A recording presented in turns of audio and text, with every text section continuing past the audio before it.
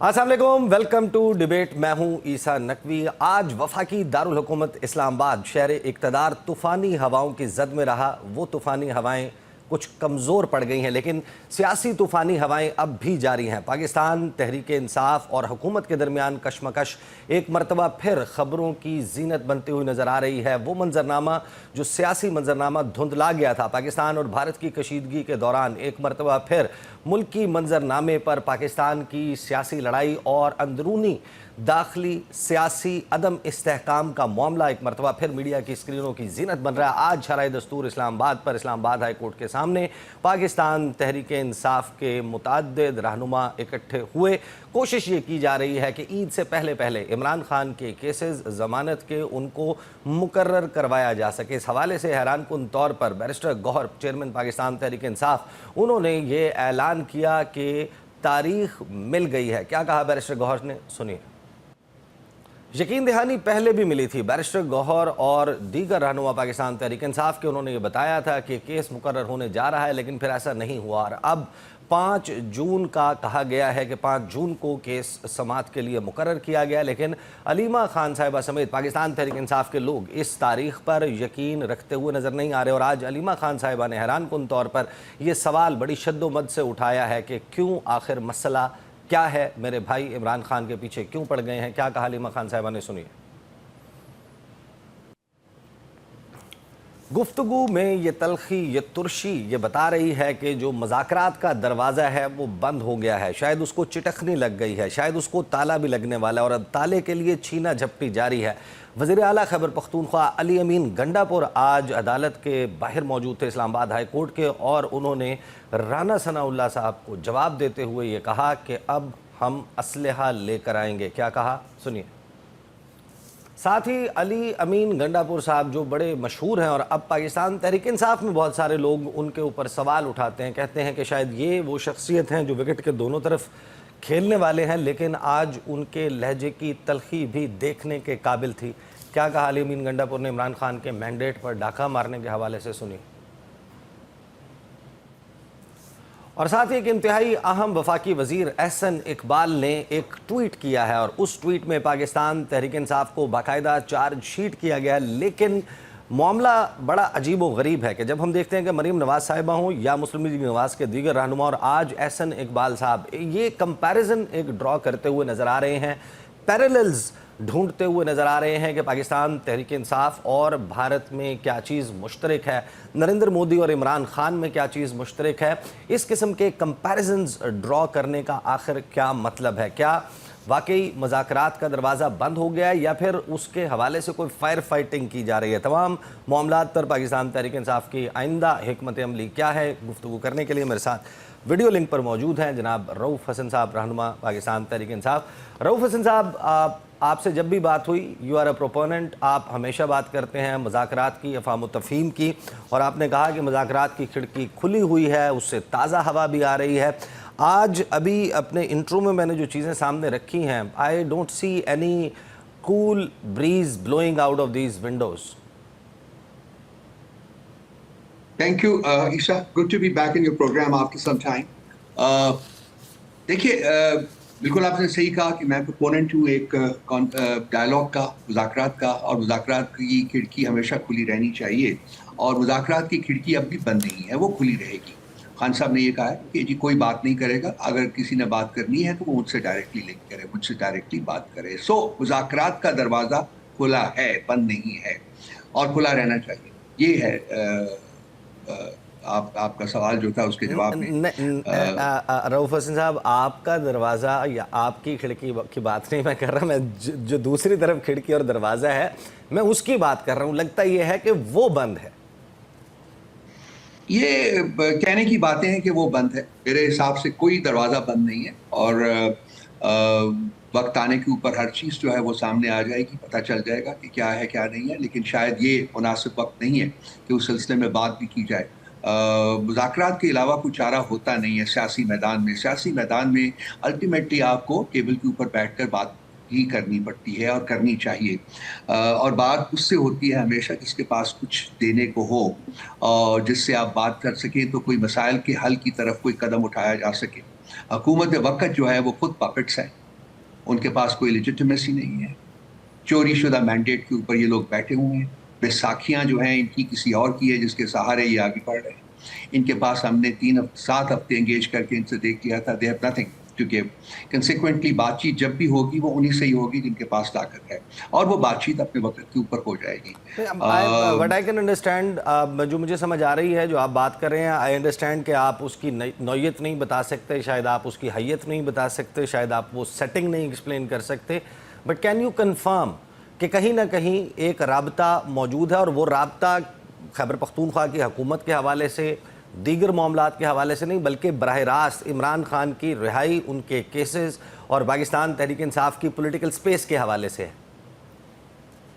دیکھیے, مذاکرات جب بھی اب ہوں گے, خان صاحب نے بڑا کلیئرلی بہت کینڈیڈلی کہہ دیا ہے کہ جی مذاکرات میں خود کروں گا جب بھی ہوں گا. سو اب یہ دا بال از ان دی ادر پارٹیز کو, جب بھی وہ چاہیں تو وہ اپروچ کر سکتے ہیں. اس سے زیادہ میں بات نہیں کر سکوں گا کیونکہ ہم نے فیصلہ کیا ہے کہ مذاکرات کا جہاں تک تعلق ہے اس کو ہم پبلک ڈومین میں, ہم کیمرے کی آنکھ کے سامنے اس کے بارے میں کوئی ون وے اور دی ادر بات چیت نہیں کریں گے, کیونکہ پاسٹ میں جب بھی انگیجمنٹ ہوئی ہے وہ پبلک ڈومین میں آنے کے بعد مذاکرات جو مطلب معاملات خراب ہوئے ہیں. کنسیکوینٹلی ہمیں اس دفعہ ہم یہ غلطی جو ہے وہ ہم نے فیصلہ کیا ہے کہ ہم نہیں دہرائیں گے. تو آپ جب آپ بتا رہے ہیں اس سے تو میں یہ انڈرسٹینڈ کر پایا ہوں کہ اب جو مذاکرات ہوں گے وہ اڈیالہ جیل کی 4 دیواری کے اندر ہوں گے, براہ راست جہاں بھی ہوں گے, براہ راست عمران خان سے ہوں گے. اور عمران خان صاحب کس سے مذاکرات کرنا پسند کریں گے؟ ہو ڈز ہی تھنک کہ وہ اس کے کاؤنٹر پارٹ بنتے ہیں, یا وہ شخصیت ہیں جن سے وہ مذاکرات کر سکتے ہیں, جن کے پاس دینے کے لیے کچھ ہے, وہ شخصیت کون ہے؟ یہ تو ایسی دیکھیں نا اسپیکولیٹو بات ہوگی کہ جی وہ کرے گا یا وہ کرے گا. تو بیسیکلی بات ہم کر رہے ہیں concept of negotiations. Concept of negotiations جو ہے وہ کبھی اس کے لیے اس کے دروازے بند نہیں ہوتے ہیں, وہ کھلا رہتا ہے. وہ جب وقت آئے گا تو آپ کو بھی پتہ چل جائے گا کہ کون بات کر رہا ہے یا کس سے بات ہوئی ہے. شاید نہ پتہ چلے آپ کو جب مذاکرات ہو رہے ہوں اور بعد میں پتہ چلے, تو وہ بات کی باتیں ہیں. میرا نہیں خیال کہ یہ سٹیج پراپر ہے کہ ہم اس سلسلے میں لوگوں کی بات کریں, انڈیویجولز کی بات کریں. لیکن ظاہر ہے کہ جب آپ یہ کہتے ہیں کہ حکومت کے پاس دینے کے لیے کچھ نہیں ہے, حکومت جو ہے وہ کٹ پتلی ہے, حکومت کے پاس پاورز نہیں ہیں, ہم نے ان سے بات کرنی ہے کہ جن کے پاس پاورز ہیں, تو جن سے بات کرنی ہے وہ ایک ویگ ٹرم ہے کہ جن کے پاس پاورز ہیں. Who do you think has the powers? اور عمران خان ان سے بات کرنا اور یہ سیٹسفائیڈ ہوں گے کہ ان سے اگر بات ہو تو وہ نتیجہ خیز بھی ہو سکتی ہے, معنی خیز بھی ہو سکتی ہے. پاور بیس جو ہے وہ اسٹیبلشمنٹ کے پاس. And the top cadre? دیکھیے ٹاپ یا لوور کیڈر یا مڈل کیڈر کی بات نہیں ہوتی ہے جی, ان کے پاس ہے انسٹیٹیوشن ہے, ایک انسٹیٹیوشن ان کے پاس ہے. ایک تو ظاہر ہے کہ مذاکرات ہے.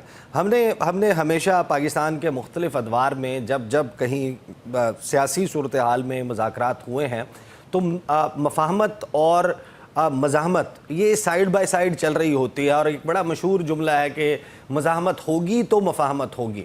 ابھی جو ہم فور فرنٹ پر ایک فور گراؤنڈ میں چیزیں دیکھ رہے ہیں کہ جہاں پر آپ لوگ اپنے ایک نئی تحریک کے پلان کو ٹویک کرتے ہوئے, اس کو چزل کرتے ہوئے نظر آتے ہیں. ڈز دیٹ مین کہ اس کے بیک ڈراپ میں, بیک گراؤنڈ میں کہیں ساتھ میں مفاہمت کا سلسلہ بھی جاری ہے, اور ایگزیکٹلی مزاحمت کا اب آپ کا پلان ہے کیا؟ خان صاحب نے کل کہہ دیا جی. دیکھیے یہ مزاحمت جو ہے, یہ پرامن مزاحمت کا سلسلہ جو ہے وہ ہندوستان کے ساتھ ہمارے جو یہ لڑائی ہوئی ہے اس سے پہلے شروع ہو جانا تھا, لیکن اس کی وجہ سے اس کو پوسٹ پون کیا گیا تھا, اور کل انہوں نے اندیا دیا ہے کہ جی اس کے اوپر اس کے لیے پوری تیاری کی جائے. اب دیکھتے ہیں کہ کتنی دیر لگتی ہے, ہفتہ لگتا ہے, 2 ہفتے لگتے ہیں. یہ ملک گیر احتجاج ہوگا, ملک گیر احتجاج ہوگا, پرامن احتجاج ہوگا. اس کا فوکس اسلام آباد نہیں ہوگا. خان صاحب نے خود اپنے کل یہ کہہ دیا ہے انہوں نے. تو جی بالکل ہوگا. آپ نے پھر وہی بات کی ہے جو آپ پہلے بھی کر رہے تھے کہ جی کیا اس کے ساتھ ساتھ مذاکرات کا دروازہ جو ہے وہ کھلا رہے گا؟ بالکل بالکل, مذاکرات کا دروازہ بند نہیں ہوتا. تو آج علیمہ خان صاحبہ نے جو یہ سوال کیا ہے کہ ہمارے بھائی سے مسئلہ ہے کیا, ہمارے پیچھے یا ہمارے بھائی کے پیچھے کیوں پڑے ہوئے ہیں, وائی دس کویسچن؟ مطلب پاکستان تحریک انصاف کو یا عمران خان صاحب کو یا عمران خان کی بہنوں کو یہ اندازہ نہیں ہے کہ یہ لڑائی ان کی ہے, کس بنیاد پر کیوں ہے؟ یہ اس سوال کو رکھنے کا مقصد ہی کیا ہے؟ انہوں نے کہا ہے نا اس سوال اسی جواب جو بات کر رہی تھی تو اس کے آخر میں انہوں نے کہا ہے نا کہ جی ذرا سامنے آ کے بات کریں، تو سامنے نہیں آیا جا رہا نا. سامنے تو یہ جوکرز رکھے ہوئے انہوں نے جو پرائم منسٹر ہاؤس میں بیٹھے ہوئے یہ ہیں. اور دوسری بات یہ ہے کہ کون ہے اس ملک میں جو بلیو کرتا ہے کہ خان صاحب کے خلاف یہ جو کیسز ہیں یہ جسٹیفائڈ ہیں. یہ 4 کیسز جن کے اوپر کنوکشن ہوئی تھی، 5ویں کیس میں تو وہ ابھی ہیئرنگ کے لیے اس کے کیس ہی نہیں فکس کیا جا رہا. 4 کیسز جو تھے وہ ایک پیشی کے اوپر ختم ہو گئے تھے. اب یہ کیس جو ہے القادر کا یہ بھی ایک پیشی کے اوپر ختم ہو جائے گا، لیکن وہ توشہ خانہ 2 جو ہے وہ تیار کر رہے ہیں تاکہ یہ بیل ہونے سے پہلے توشہ خانہ 2 میں دھر لیے جائیں. آپ یہ کہہ رہے ہیں کہ یہ جو 5 تاریخ کو یہ جو 5 تاریخ کو ضمانت کے لیے کیس اگر فکس ہو رہا ہے، اس کی ہیئرنگ ہوتی ہے، آپ کہہ رہے ہیں کہ پہلی سماعت پر فارغ ہو جائے گا، ضمانت ہو جائے گا. یہ اب جو ہے 26 کانسٹیٹیوشنل امینڈمنٹ کے بعد تو جوڈیشری کا وجود ختم ہو چکا ہوا ہے نا. اب تو یہ ججز جو ہیں یہ ججز کی شکل میں پتہ نہیں کیا ہے، یہ تو حکومتی نوکران ہیں. 26 کانسٹیٹیوشنل امینڈمنٹ کے بعد جو ٹرائیکاٹمی آف پاور کا کانسیپٹ تھا that has been buried. There is no legislature in this country. وہ گھر کی لانڈی ہے، جوڈیشری موجود ہی نہیں ہے اس وقت. اب تو انصاف کی توقع رکھنا ہی جو وہ بیوقوفی کا کام ہے. 5 تاریخ کو تاریخ انہوں نے رکھی ہے، موسٹ پروبیبلی 5 کو چھٹی ہوگی، بیکاز میرا خیال ہے 6 کو یا 7 کو عید ہوگی، اور اس کے ساتھ آپ کو پتہ ہے 1-2 چھٹیاں اور بھی ہو جاتی ہیں، تو شاید 5 کو ویسے ہی عدالتیں بند عید کی چھٹیوں کے سلسلے میں. 5 is most لیکن probably the سوال یہ نہیں ہے کہ 5 کو لگی ہے، سوال یہ ہے کہ اتنی دیر سے 4-5 مہینے سے انہوں نے کیس لگایا کیوں نہیں ہے؟ کس کے احکامات کا انتظار کر رہی ہے عدلیہ یا جج صاحبہ؟ سوال یہ ہے، یہ ڈسکس ہونا چاہیے میڈیا کے اوپر. رؤف حسن صاحب میرے ساتھ رہیں، مجھے بریک پر جانا ہے، بریک سے واپس آئیں گے تو بات کریں گے. ایک تو جو چارج شیٹ کیا گیا ہے پاکستان تحریک انصاف کو حکومت کی جانب سے، دوسرا علیمہ خان صاحبہ نے حیران کن طور پر آج یہ بھی کہا ہے کہ کچھ دو اور کچھ لو کے لیے بھی تیار ہیں. اس کا کیا مطلب ہے؟ کوئی مڈل گراؤنڈ تلاش کیا جا رہا ہے، وہ مڈل گراؤنڈ کیا ہوگا؟ بات کرتے ہیں after the break. Welcome back after the break. گفتگو کا سلسلہ جاری ہے. رؤف حسن صاحب، علیمہ خان صاحبہ نے جو آج کہا ہے کہ پاکستان تحریک انصاف کے بانی بات چیت کے لیے تیار ہیں، کچھ لو اور کچھ دو کے لیے بھی تیار ہیں. واٹ ڈز دیٹ ایگزیکٹلی مین؟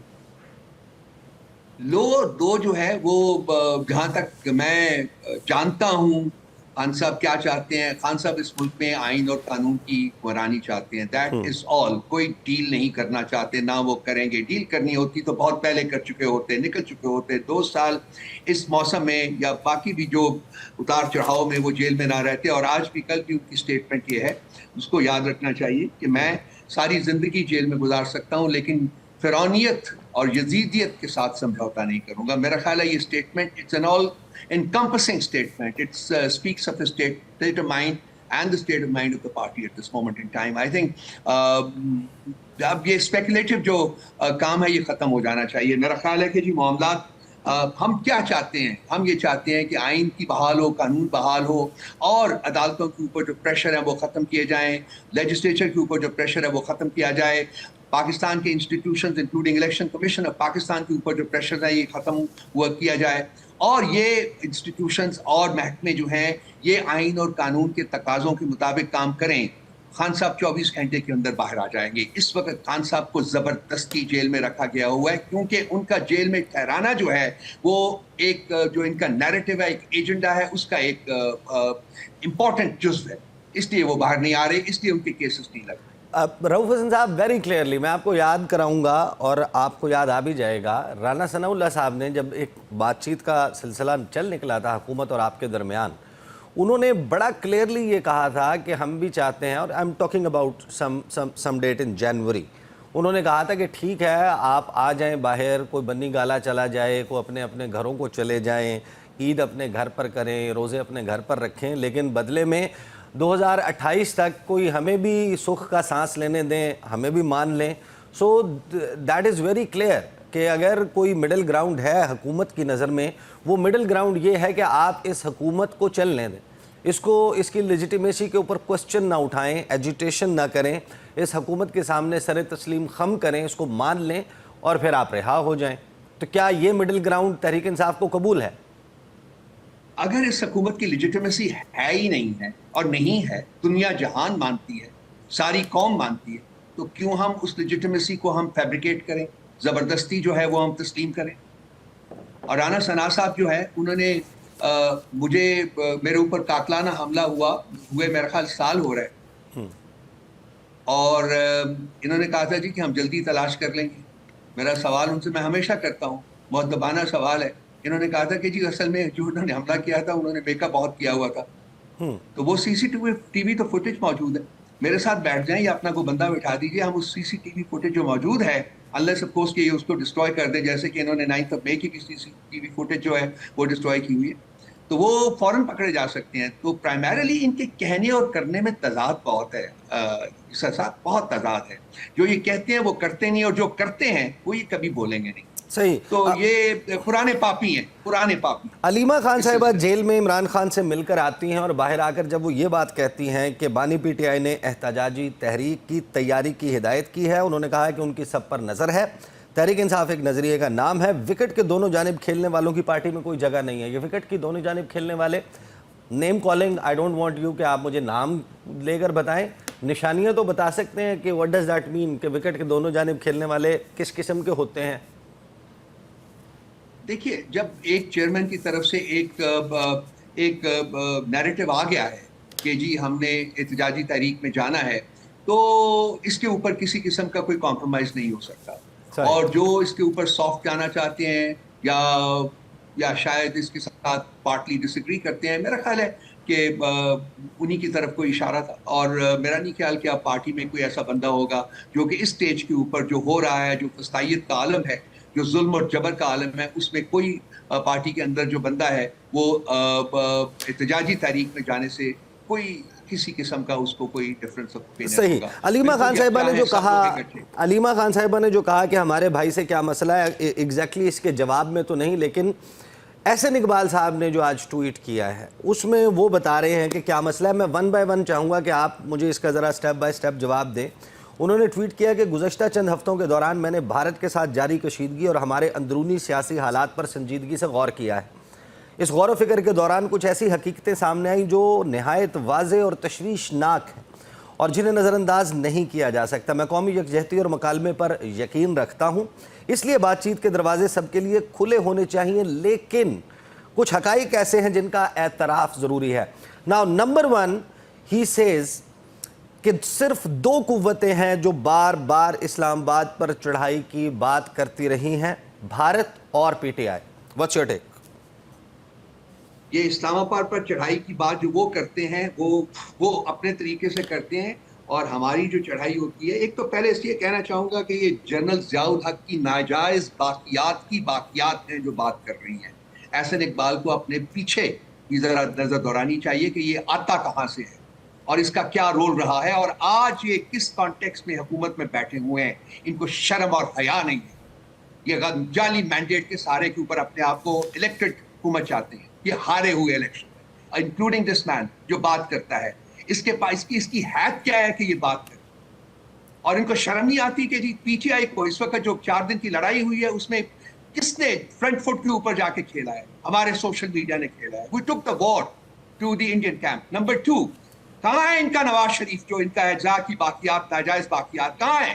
کیا اس کے زبان سے ایک کنڈمنیشن کا لفظ نکلا ہے انڈیا کے بارے میں؟ کہاں ہے ان کی چیف منسٹر پنجاب کی؟ کیا اس نے انڈین مودی کو کنڈیم کیا ہے؟ مجھے بتائیں، ریکارڈ بتائیں. آپ نے ان کو شرم آنی چاہیے اس قسم کی گفتگو کرتے ہوئے. لیکن آج وزیر اطلاعات کو بلائیں، اپنے پاس بلائیے، میں بھی آ جاؤں گا. آج رؤوف صاحب وزیر اطلاعات پنجاب نے کہا ہے کہ میں بہت ذمہ داری سے اور ایمانداری سے بتا رہی ہوں کہ پورا آپریشن میاں محمد نواز شریف کی زیر نگرانی ڈیزائن ہوا ہے. جی وہ جو نظر آتے ہیں اس سے بہت زیادہ وہ اور پڑے چکے ہیں. بم بھی انہوں نے بنایا تھا، میزائل بھی انہوں نے بنایا تھا، ایٹم بم بھی جا کے انہوں نے پھاڑا تھا، اور پتہ نہیں کیا کیا پھاڑتے رہتے ہیں. یہ کاٹ نہ دیجیے گا، یہ چلائیے گا. عیسیٰ صاحب، یہ پھاڑنے والے پرائم منسٹر اور اس کی ناجائز جو ہے باقیات جو ہیں، یہ احسن اقبال ٹائپ کے لوگ جو ہیں، ان کو شرم کرنی چاہیے. Okay number 2. اور یہ چلائیے ذرا جو خواجہ آصف کی بھی فوٹیج چلائیں، نواز شریف کی فوٹیج چلائیں، یہ بی بی کی جو چیف منسٹر ہے اس کی فوٹیج چلائیں، جو یہ کہتے رہے ہیں اپنی فوج کے بارے میں. چلائیں ذرا فوٹیج.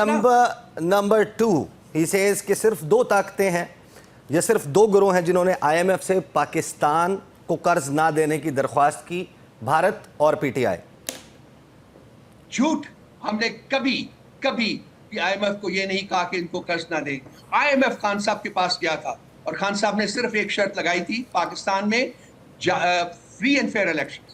اس کے بعد دوبارہ IMF آیا تھا خان صاحب کے پاس, پھر یہ ہم نے شرط ریپیٹ کی تھی. ان کو قرض ملتا رہا ہے. اب بھی جو لیٹر ہے جو لکھا ہے, میں نے لکھا ہے, اس کے اوپر مجھے لیٹر یہ لکھا ہے, میں لے کے آتا ہوں لیٹر, بتا دے کہاں ہم نے کہا ہے کہ پاکستان کو قرض نہ دیا جائے. ہم نے کہا تھا قرض دیا جانا چاہیے. جو ناجائز باقیات ہوتی ہیں وہ صرف جھوٹ بول سکتی ہیں. نمبر 3, صرف 2 طاقتیں ہیں جنہوں نے ہماری فوجی تنصیبات پر حملہ کیا, بھارت نے ہتھیاروں سے اور PTI نے پرتشدد ہجوم کے ذریعے. اس کا فیصلہ ایک فری اینڈ فیئر انویسٹیگیشن میں ہو سکتا ہے. ہم نے بارہا کہا ہے جوڈیشل کمیشن بنائیے, اور جہاں وہ بھی فوٹیجز چلائیے جو کہ ان کے لیڈران کہتے رہے ہیں فوج کے بارے میں. یہ کیوں نہیں مانتے, کیوں نہیں CCTV فوٹیجز پیش کرتے, کیوں نہیں جوڈیشل کمیشن بناتے, کیوں نہیں انڈیپینڈنٹ انکوائری کرتے تاکہ دودھ کا دودھ اور پانی کا پانی ہو جائے, ان کے بدنما چہرے جو ہیں وہ سامنے آ جائیں. نمبر 4, صرف 2 عناصر ہیں جنہوں نے بیرونی ممالک خصوصاً امریکہ سے پاکستان پر پابندیاں لگوانے کی کوشش کی, بھارت اور PTI. PTI کا اس میں کوئی عمل دخل نہیں ہے. ڈائسپرا ہے, اگر وہ کچھ کر رہا ہے اور پابندیاں نہیں لگانے کی کوشش ہو رہی, وہ کر رہا ہے, اس میں ہمارا کوئی عمل دخل نہیں ہے. ان کو اپنے طور طریقے ٹھیک کرنے چاہیے تاکہ جو پاکستانی عوام ہے ان کو یہ فیلنگ نہ ہو کہ مینڈیٹ چوری کیا ہوا ہے. آج نفرت کی نگاہ سے دیکھے جاتے ہیں تمام کے تمام جو لوگ اس وقت حکومت وقت میں بیٹھے ہوئے ہیں, کیونکہ یہ چور ہیں, ڈاکو ہیں, مینڈیٹ چور ہیں, مانڈیٹ ڈاکو. نمبر 5, اس لیے لوگ ان سے نفرت کرتے ہیں. نمبر 5, صرف 2 گروہ ہیں جو سوشل میڈیا پر مربوط مہمات کے ذریعے قوم کو مایوسی اور تقسیم کا شکار کر رہے ہیں, بھارت اور PTI. یہ میں نے ابھی آپ سے پہلے بھی ذکر کیا ہے کہ جو سوشل میڈیا کا کردار ہے ان 4 دنوں میں سب کے سامنے آ جانا چاہیے. یہ ہمارا PTI کا سوشل میڈیا تھا جس نے وار کو انڈین کیمپ میں لے کے گئے ہیں, ڈومینیٹ کیا ہے انہوں نے. یہی وہ سوشل میڈیا جس کو صبح دوپہر شام یہ گالیاں دیتے رہتے ہیں. ہم اب ان کو چاہیے کہ پلے کریں نا, جو ان 4 دنوں میں بلکہ 5, 6, 7, 8, 10 دنوں میں جو ہمارے سوشل میڈیا کا کردار رہا ہے وہ پلے کریں. بیٹھ جائیں میرے ساتھ. نمبر 6, احسن اقبال says کہ صرف 2 قوتیں ہیں جنہوں نے ہماری مسلح افواج اور chief of army staff general Syed Asim Munir کے خلاف عالمی سطح پر بدنامی کی مہم چلائی, بھارت اور PTI. خان صاحب بار بار کہہ چکے ہیں یہ ملک بھی میرا ہے, یہ فوج بھی میری, بار بار یہ کہہ چکے ہیں. اور 3.5 سال کے عرصے میں جب وہ پرائم منسٹر تھے جتنا انہوں نے افواج پاکستان کے لیے کیا تھا شاید ہی کسی اور نے کیا ہو. یہ ذرا تھوڑا سا ایک عدد شیشہ بھیج دیجئے, میری طرف سے بھیج دیجئے ان کو توفتاً, اور انہیں کہیں احسن اقبال صاحب کو ذرا اس کے سامنے کھڑے ہو کے اپنے بدنما چہرے کو دیکھیں. بٹ ناؤ دیٹ کہ یہ ساری جو گفتگو ہے حکومت کی طرف سے احسن اقبال صاحب کا یہ موقف سامنے رکھنا, یہ اسی کانٹیکسٹ میں ہے کہ کوشچن ارائز ہوا تھا انڈیا کی طرف سے, جارحیت, انڈیا کا حملہ, پھر پاکستان کا جواب, پھر اس میں جو ایک یونٹی کی فضا کریٹ ہوئی کہ یہ یونٹی برقرار رکھی جائے, قائم رکھی جائے. حکومت کی طرف سے جب اس قسم کا ٹویٹ کیا جاتا ہے, now that is a clear indication, nothing happening, کوئی مذاکرات, کوئی افہام و تفہیم, کوئی یونٹی, کوئی اتحاد حکومت نہیں بنانا چاہتی آپ کے ساتھ. دیکھیے عیسیٰ صاحب, ہمیں بالکل یہ پتا ہے, کیونکہ جب مانگی ٹانگی حکومت ہوتی ہے, جب مینڈیٹ ہوتا نہیں ہے تو ڈر تو ان کو ہے نا. خان صاحب کے ساتھ اگر مذاکرات ہوتے ہیں اور کامیاب ہوتے ہیں تو جائے گا کون, تکلیف کس کو ہوگی, وہ انہی لوگوں کو ہوگی نا. اور اس کے بعد ان کی سیاست ختم ہو چکی ہوئی ہے. اب اس ملک میں سیاست یہ نہیں کر سکتے. ہاں بیساکھیوں کے سہارے آئیں تو وہ اور بات, لیکن سیاسی میدان میں سیاسی الیکشن کے ذریعے ایک فری اینڈ فیئر الیکشن پہ سے اس میں پارٹیسپیٹ کر کے یہ 10 سیٹیں اس ملک میں نہیں جیت سکتے. صحیح, بہت بہت شکریہ. خوف انہی کو یہ ہے. لازمی بات ہے کہ ہم سے مذاکرات نہ صرف کہ کرنا نہیں چاہتے بلکہ ہم چاہتے نہیں کہ ہم کسی اور سے بھی مذاکرات کریں, اس میں کوئی شک نہیں. صحیح, بہت بہت شکریہ. رؤف حسن صاحب ہمارے ساتھ موجود تھے. بریک لیں گے, بریک سے واپس آئیں گے. ہمارے ساتھ موجود ہوں گے رہنما پاکستان پیپلز پارٹی جناب قمر زمان کائرہ صاحب, اور موجودہ سیاسی منظرنامے اور پاکستان کو جس وقت ایکسٹرنل تھریٹ کا سامنا ہے اس پر بات کریں گے after the break. Welcome back after the break. Pakistan کو اس وقت اپنے مشرقی پڑوسی کی طرف سے ایک بڑے تھریٹ کا سامنا ہے. نریندر مودی جنگی جنون اس کے سر پر سوار ہے. ایک طرف وہ یہ کہتا ہے کہ پاکستان کے عوام روٹی کھائیں ورنہ تو میری گولی تو ہے ہی کھانے کے لیے. It's a naked blatant threat جو پاکستان کو دیا جا رہا ہے، اور پھر سنتاس معاہدے کے حوالے سے، انڈس واٹرز ٹریٹی کے حوالے سے نریندر مودی نے جو گفتگو کی، میں آپ کو سنوانا چاہتا ہوں۔ نمبر 1، یہ نریندر مودی جو ہے یہ جھوٹ بول رہا ہے۔ انڈس واٹرز ٹریٹی اجازت دیتی ہے کہ پیک مونسون سیزن میں ڈیم فلشنگ کا کام کیا جا سکتا ہے، لیکن اس کے لیے بھی as a lower riparian Pakistan کو انفارم کرنا ضروری ہے۔ لیکن یہ پروسیس اب کھلے عام کیا جا رہا ہے، نہ پاکستان کے ساتھ ڈیٹا شیئرنگ ہو رہی ہے، اور ڈیم فلشنگ کا پروسیس آل along پورا مئی کا مہینہ، اپریل کے آخر میں جس کا آغاز کیا گیا تھا، بار بار یہ کام کیا جا رہا ہے۔ اب یہ تھریٹ ہے، اور پاکستان میں سوال یہ ہے کہ سیاسی استحکام کیا حکومت کی ترجیحات میں شامل ہے، نہیں ہے، ہونا چاہیے نہیں؟ اور پاکستان پیپلز پارٹی کے رہنما بلاول بھٹو زرداری وہ ایک اہم ڈیلیگیشن لے کر مختلف کیپٹلز جانے والے ہیں، کس قسم کا جواب تیار کر رہا ہے پاکستان؟ گفتگو کے لیے قمر زمان قاہرہ صاحب ہمارے ساتھ موجود ہیں۔ قاہرہ صاحب، یہ جو جنگوازم ہے، یہ جو جنگی جنون ہے، کچھ لوگوں کا خیال یہ ہے کہ یہ صرف الیکشنز کی وجہ سے نریندر مودی اس قسم کی بیان بازی کر رہا ہے، کچھ ریاستوں میں انتخابات ہو جائیں گے، اس میں سیاسی فائدہ اٹھا لے گا اور پھر معاملہ ٹھنڈا پڑ جائے گا۔ ہماری کیا انڈرسٹینڈنگ ہے؟ یہ بیانات خود پورے انڈیا کو اس جنون میں لے کر جا رہے ہیں جہاں پر ایک ٹپنگ پوائنٹ ایسا آ سکتا ہے کہ دوبارہ سے معاملہ بہت خراب ہو سکتا ہے۔ What's your understanding? صاحب، نریندر مودی کا اگر ہم اس کی پاسٹ کو دیکھتے ہیں، ان کی ماضی کی سیاست کو دیکھتے ہیں، ان کے نعرہ بازی کو دیکھتے ہیں، تو وہ کیا ہے؟ ایک کہ ہم نے ہندوتا کے ذریعے یا اس فلسفے کو اڈاپٹ کرتے ہوئے ہندوستان کے اندر ہندو میتھولوجی کی حکومت بنانی ہے، یا وہ جو ایکسٹریم ہندوازم کا فلسفی ہے وہ اس کو پھیلانا ہے۔ سارے ہندو اس طرح نہیں سوچتے، لیکن نریندر مودی کی انتہا پسندی کی سوچ جو ہے، ان کے ساتھی وہی ہیں جو فاشسٹ ہیں، جو پاپولسٹ گورنمنٹ کے لیے کے طور پہ کام کرتے ہیں، اور یہ تمام مذاہب میں پائے جاتے ہیں، یہ صرف ایک مذہب کا ایشو نہیں ہے۔ لیکن ہندوستان کے اندر بہرحال نریندر مودی ان کا نمائندہ ہے، اس کی جماعت ان کا نمائندہ ہے، اور وہ جماعت اپنے جب سے گورنمنٹ میں آتی ہے یا جب سے وہ سیاست شروع کرتی ہے، جہاں جہاں ان کی گورنمنٹ آتی ہے، مسلمان اقلیت ہو یا دیگر اقلیتیں، مسلمانوں کے ساتھ خاص طور پہ مخاصمت ہے، اچھا رویہ کسی دوسری مذہب کے لیے بھی نہیں ہے، اور خود اپنے ہندوازم کے اندر جو نچلی جاتی کا جن کو کہا جاتا ہے انفارچونیٹلی، جو کہ بالکل مناسب نہیں ہے، ان کو بھی وہ اسی سلوک کے ساتھ نوازتے ہیں، اور ان کے لیے زندگی تنگ ہے۔ نریندر مودی نے مسلمانوں کا قتل عام کیا، دیگر مذاہب کے لوگوں پہ اٹیک کیے، سکھوں کے لیے زندگی تنگ کی، اور ہندوازم کو پروموٹ کیا، عبادت گاہوں کو خراب کر کے، تباہ برباد کر کے نئے مندر تعمیر کرنے کی۔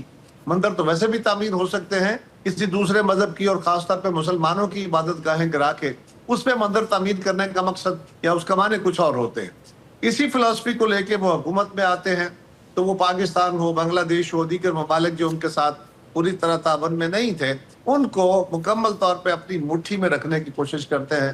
پاکستان کے ساتھ ان کا رویہ، تو جو ماضی میں انہوں نے کہا کہ کشمیر ہمارا حصہ ہے، ہم لیں گے، انہوں نے وہ بھی عالمی معاہدے کی وائلیشن کرتے ہوئے اپنے طاقت کے گھمنڈ میں انہوں نے کشمیر کو بھی انیکس کر لیا اپنے تئیں۔ غلط کیا، اس کو دنیا نہیں مانتی، آج بھی دنیا اس کو ایک متنازع علاقہ مانتی ہے، لیکن نریندر مودی نے اپنے آئین میں بہرحال وہ ترامیم کر ڈالی۔ تو اگر اس بات کو دیکھا جائے یا ان کے ماضی کے رویے کو دیکھا جائے، تو جو وہ کہہ رہے ہیں وہ بہت پریشانی کا باعث ہے۔ اس میں سیاست بھی ہے، اس میں الیکشن بھی ہے، لیکن ان کی سیاست کا ایک پہلو یہ بھی ہے، اس کے لیے پاکستان ویجیلنٹ ہے۔ ایسا نہیں ہے خدا نخواستہ کہ پاکستان بہت کمزور پوزیشن میں ہے۔ انہوں نے اس معاہدے کو معطل کیا ہے، اس پہ ساری دنیا ان کو منع کر رہی ہے، اور پاکستان نے واضح طور پہ کہا ہوا ہے کہ اگر ایسا ہوا تو ہم اس کو ایکٹ آف وار سمجھیں گے، اور ایکٹ آف وار جب ہندوستان نے کیا، ہم نے اس کا ان کو پراپر طریقے سے جواب دیا ہے۔ اللہ نہ کرے وہ وقت آئے، اللہ کرے ان کو سمجھ آ جائے، بٹ اگر یہ وقت آ گیا تو پھر پاکستان کی لائف لائن بند نہیں ہوگی، پھر نریندر مودی کی فلسفی کو کسی اور طرح کا سامنا کرنا پڑے گا۔ میں سمجھتا ہوں کہ ایک ریئل ٹائم تھریٹ بھی ہے۔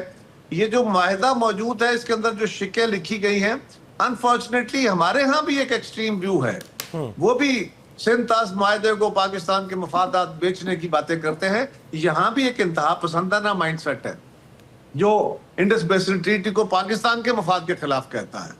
سو اس کا کیا کیا جائے کہ دونوں طرف موجود ہے لیکن پاکستان قاہرہ صاحب جو جنگ پاکستان نے میدان میں جیتی اب وہ میز پر لڑی جانی ہے، مذاکرات کی میز پر. ڈو یو تھنک کہ ہماری جو موجودہ حکومت ہے اس کی جو اس وقت ڈپلومیٹک پوسچرنگ ہے، اینڈ بلاول جو ابھی جانے لگے ہیں کچھ کیپٹلز میں، دوسری طرف ایک بڑا ڈیلیگیشن انڈیا 33 کیپٹلز میں بھیج رہا ہے، تو ہمارے جو ڈپلومیٹک ایفرٹس ہیں do you think they are at par with what India is doing? دو اس میں بڑے اہم پہلو ہیں. پہلا تو یہ ہے کہ پاکستان یہ جنگ جیتا ہے اور یہ دو طرح کی جنگ جیتا ہے. ایک وہ جنگ ہے جو ہم نے فزیکلی ہماری افواج نے قوم نے جیتی ہے. دوسری وہ جنگ ہے جو ہم اخلاقی طور پہ جیتے ہیں، مورلی جیتے ہیں. اس میں آپ کا ہمارا میڈیا جو ہے اس کا بہت بڑا رول ہے. اس میں پاکستان کے نوجوان جو ہیں جنہوں نے سوشل میڈیا کمپین چلائی ہے، گورنمنٹ کے آرگن بھی اور جو انڈیپینڈنٹ لوگ تھے انہوں نے بھی، جو اس کا جواب دیا ہے ہندوستان کے میڈیا کا اور اس کے سوشل میڈیا کا جتنا بھرپور طریقے سے دیا ہے وہ قابل ستائش ہے. اس نے پاکستان کے ڈیلیگیٹ کو ایک اخلاقی فتح دی ہے. پہلے دن سے جب سے یہ واقعہ ہوتا ہے پاکستان اس پہ جو موقف اختیار کرتا ہے اس کو کنڈیم کرتا ہے، اس کے لیے آگے چل کے تعاون کرنے کی بات کرتا ہے کہ آپ اس کی انویسٹیگیشن کرائیں. یہ کہتا ہے ساری دنیا کو کہ ہندوستان کے عزائم اچھے نہیں ہیں. اگر انہوں نے یہ راستہ اختیار کرنے کی کوشش کی تو ہمارے پاس کوئی اور راستہ نہیں ہوگا کہ ہم اپنے دفاع میں کوئی بھی جو بھی ایکسٹریم سٹیپ ہے وہ لے. پاکستان نے ہندوستان کے جواب میں دونوں دفعہ، پہلی دفعہ جب انہوں نے ہمارے مساجد کو، ہمارے گھروں کو اٹیک کیا، ہمارے سیویلینز کو اٹیک کیا، اس کے جواب میں بھی ان کے جہازوں کو اور ان کی ان جگہوں کو جہاں سے وہ میزائل لانچ ہوئے تھے ان کو اٹیک کیا، فائرنگ ہوئی تھی. دوسری دفعہ پھر انہوں نے ڈرون چلائے، ہم نے پیشنس برداشت کی، ڈرونز کو گرا لیا.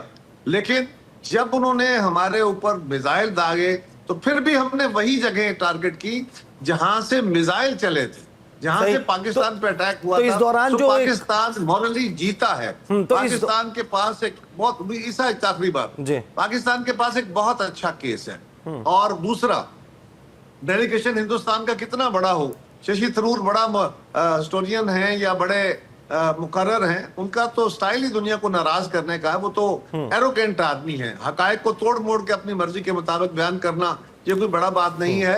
بلاول بھٹو زرداری صاحب جب سے سیاست میں آئے، ڈے 1 سے جس دن وہ اسمبلی میں کھڑے ہو کے سپیچ کرتے ہیں وہاں سے لے کے آج تک چلیے، پاکستان کا مقدمہ اندرون ملک ہو بیرون ملک ہو، دہشت گردی کے خلاف ہو، بیرونی دہشت گردی کے خلاف ہو، پاکستان کی سالمیت پہ ہونے والے اٹیکس کے خلاف ہو، یا دنیا کے سامنے پاکستان کا مقدمہ رکھنے کی بات ہو، بلاول صاحب نے اپوزیشن لیڈر کے طور پہ، ایک بڑی سیاسی جماعت کے رہنما کے طور پہ، وزیر خارجہ کے طور پہ، اور اب ایک جماعت کے لیڈر کے طور پہ اس موجودہ جنگ میں بھی، جب ہندوستان کا میڈیا بہت ہیجان میں تھا اور دنیا کو اپنا جھوٹا مقدمہ بیچنے کی کوشش تھی، تو آپ نے دیکھا سبھی نے بہت کوشش کی. تو قاہرہ صاحب ایفرٹ سب کا ہوا، اس کو ایکنالج کیا گیا.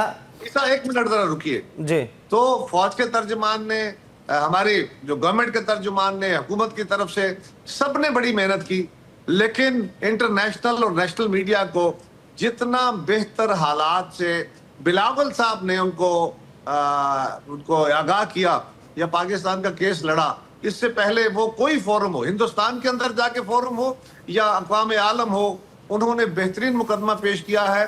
اس ٹیم میں ہمارے جو ڈیلیگیشن ہے یہ بڑا ہونا ضروری نہیں ہے، بڑے قابل لوگوں کی ٹیم ہے اور ایک انتہائی قابل نوجوان اس کو لیڈ کر رہا ہے. آپ جمع خاطر رکھیے کہ ہم فزیکلی بھی جنگ جیتے ہیں اور ہم اخلاقی طور پہ تو قاہرہ صاحب اس وقت کے دوران اپوزیشن ہو، حکومت میں شامل جماعتیں ہوں، پاکستان کا میڈیا ہو، پاکستان کا سوشل میڈیا کسی بھی سیاسی جماعت کے ساتھ انکلینیشن رکھنے والا ہو، وہ سب ایک یونٹی کی فضا میں ہمیں نظر آئے. لیکن اب دوبارہ سے پاکستان کا جو داخلی سیاسی منظرنامہ ہے وہ ڈومینیٹ کرتا ہوا نظر آ رہا ہے. پھر لڑائی پڑ رہی ہے، کمپیریزنز ڈرا کیے جا رہے ہیں نریندر مودی اور عمران خان کو ملا کر، نون لیگ کے بہت سے رہنما اور پی ٹی آئی اور انڈیا، ان کے کمپیریزنز کیے جا رہے ہیں. وٹ ڈز دیٹ مین کہ آپ سیاسی یونٹی کی طرف نہیں جا رہے؟ تو ڈو یو تھنک اور پیپلز پارٹی اس کو اپروو کرتی ہے کہ یہ رویہ درست ہے؟ سیاست میں اختلاف رائے تو رہنا ہے، مختلف الخیال لوگ ہیں، مختلف سیاسی جماعتیں ہیں، مختلف الخیال گروہ ہیں سیاست کے اندر، تو اختلافات تو رہنے، یونٹی اس طرح نہیں ہوگی. پاکستان کی سالمیت پہ، پاکستان کے وقار پہ کوئی اٹیک ہوا تو ساری قوم اکٹھی ہے، لیکن اس قوم کو کس طرح گرداب سے نکالنا ہے، آگے کیسے لے کے چلنا ہے، اس کے اوپر ڈفرینس اوپینین ہے، بالکل حق ہے. کوئی جماعت بھی اس سے یہ نہیں کر سکتی، دنیا میں کہیں بھی اس پہ یونٹی سیاست کے اندر نہیں ہوتی. سو میرے لیے یہ کوئی اچنبے کی بات نہیں ہے. آپ کا کیا آپ Qamar Zaman Kaira P T I کو اور انڈیا کو ایک جیسا سمجھتے ہیں، نریندر مودی اور عمران خان کو ایک جیسا سمجھتے ہیں، یس اور نو؟ دیکھیے، کسی کو ایک جیسا سمجھنا یہ مناسب نہیں ہے، میں یہ بات کبھی نہیں کروں گا. لیکن جب آپ کمپیریزن کھینچتے ہیں تو پھر اب ان کی جو پالیسیز ہوتی ہیں، ان کے جو رویے ہوتے ہیں، ان کی جو گفتار ہوتی ہے، آپ اس کا موازنہ کر رہے ہوتے ہیں. یہ لازم نہیں ہے کہ وہ بالکل اسٹیریوٹائپ ہوتے ہیں، لیکن آپ تمثیل دیتے ہیں. ہو سکتا ہے کسی کی تمثیل ذرا اچھی ہو، کسی کی ذرا کمزور ہو، لیکن کوئی لیڈر بشمول عمران خان ہو، کوئی اور ہو، کوئی لیڈر غدار نہیں ہے، کوئی جماعت غدار نہیں ہے. کسی جماعت یا لیڈر کے غلط فیصلوں سے ملک کا نقصان ہو سکتا ہے، وہ نیتاً نقصان نہ ہوگا لیکن نقصان تو ہو سکتا ہے نا. لہذا میں کسی کو نہ تو غدار کہتا ہوں، نہ کسی کے اور موازنے کھینچتا ہوں، لیکن میں ایک سمجھتا ہوں کہ یہ جو سیاسی، یہ جو یونٹی تھی نا جنگ کے دنوں میں، یہ سدا تو پریویل نہیں کرے گی نا. کسی گھر میں خوشیاں ہوتی ہیں، کل میرے بیٹے کی شادی تھی، میرے گھر میں بڑی خوشیاں تھی، اب زندگی معمول پہ آنی ہوتی ہے. اسی طرح کل دکھ تھا، تکلیف تھی، تو وہ بھی آخر گزر جانی ہوتی ہے. تو یہ لمحے گزر جاتے ہیں. سیاست کے اندر اختلاف ہونا کوئی ان نیچرل نہیں ہے، ہاں اس کی حدود ہونی چاہیے، ان حدود کو اب ہمیں سمجھنا چاہیے. On a lighter note, I'll close کہ ایسا بھی ہوتا ہے جس طرح فرینچ پریزیڈنٹ جہاز سے اتر رہے ہوتے ہیں، اس قسم کے مناظر بھی ہوتے ہیں کہ ان کی وائف کے ساتھ ان کا جھگڑا ہو جاتا ہے، اور ظاہر ہے کہ جھگڑے نہیں ہوتے اور اچھے وقت بھی آتے ہیں. وقت ختم ہو گیا. کائرہ صاحب بہت بہت شکریہ، ہمارے ساتھ موجود تھے. ایک بات ظاہر ہے کہ بڑی ابھر کر سامنے آتی ہے کہ جو ماحول گزشتہ ایک ماہ کے دوران بنتا ہوا دکھائی دیا تھا، اب وہ پس پشت جاتا ہوا دکھائی دے رہا ہے. دوبارہ سے پاکستان کا سیاسی منظرنامہ اور پھر جیو پولیٹکس میں جو انڈیا اس وقت مووز لے رہا ہے اپنی شرمندگی ہزیمت چھپانے کے لیے، کیا یہ طریقہ کار درست ہے جو اس وقت اپنایا جا رہا ہے؟ اس پر گفتگو کا سلسلہ جاری رہے گا. اب تک کے لیے اتنا ہی، اجازت دیجیے. اللہ حافظ.